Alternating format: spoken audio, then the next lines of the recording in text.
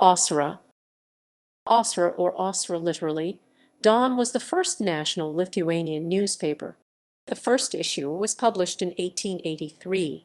In Ragnit, East Prussia, Germany, newspaper credited it as Lithuanian. Ragainė, East Prussia's ethnolinguistic part, Lithuania Minor. Later it was published monthly in Tilsit, present-day Sovetsk. Even though only 40 issues were published and the circulation did not exceed 1,000, it was a significant event as it marked the beginnings of the Lithuanian national rebirth that eventually resulted in an independent Lithuanian state 1918–1940. This period, between 1883 and 1904, when the Lithuanian press ban was enforced by Tsarist authorities, has been referred to as the Auszros gadynė, the Dawn period. Due to financial difficulties, the printing was discontinued in 1886. History. After the Russian authorities denied permission to publish a Lithuanian newspaper in Vilnius, Jonas Sliupas proposed to publish it in East Prussia, Germany. However, he was perceived as too radical, and Jurgis Mixes, the printer, invited Jonas Basanavičius to become its first editor.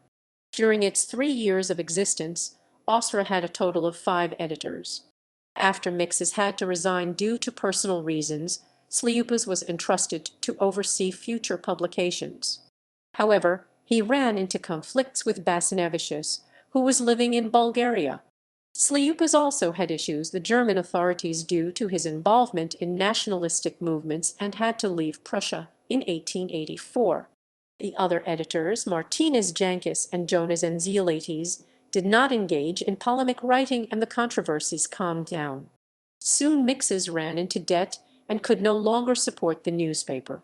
The printing was discontinued. After Auszra was discontinued, new Lithuanian language periodicals appeared.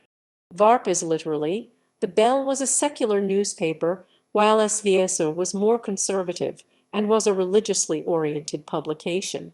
The newspaper was published outside Lithuania proper because of the Lithuanian press ban that had been enforced by the authorities of the Russian Empire since the uprising in 1863. It was prohibited to publish anything in the Lithuanian language using the Latin alphabet. The government wished to force the people to use Grajdanka, a Cyrillic alphabet. Printing in the Latin alphabet was organized abroad, mostly in Lithuania Minor. Nigmezia, literally, book smugglers would carry the printed materials across the German-Russian border. This was one of the ways Auszra would reach its readers. The other way was in sealed envelopes. Content. More than 70 people contributed to Auszra. The writers, or Auszrininkai, came from families of well-to-do peasants that started to appear after serfdom was abolished in 1863. Most of the authors received education in the Russian universities and were fluent in Polish. Because of frequent changes in editorial staff, the newspaper did not have a clear and well-defined agenda. Basanavičius did not envision Auszra as a political publication. In the first issue, he declared that the newspaper would deal only with cultural matters. However, Auszra soon took on a nationalistic agenda. Auszra helped to crystallize many ideas about the Lithuanian nation and the definition of a Lithuanian.